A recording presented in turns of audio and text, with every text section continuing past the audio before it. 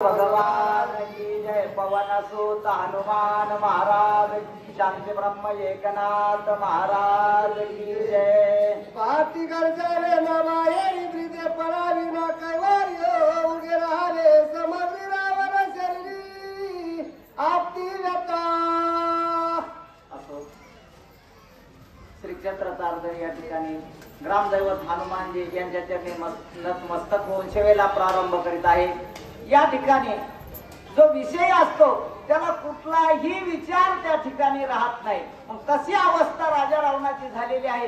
त्याला शांतीपाठ कोणी काही पूजा कुठलाही नाही, कारण त्याला एकच सीतेचा विरह सहन होत नव्हता।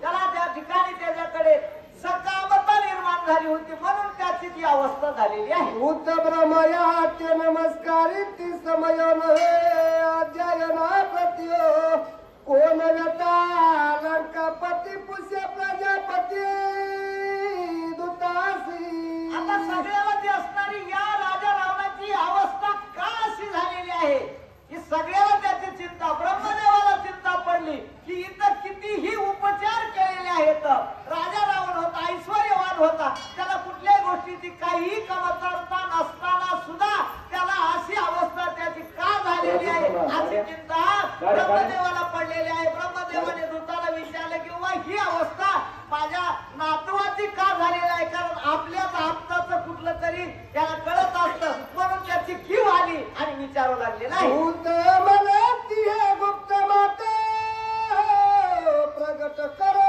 नयन कांता तुमचा समर्थ वचनार्थ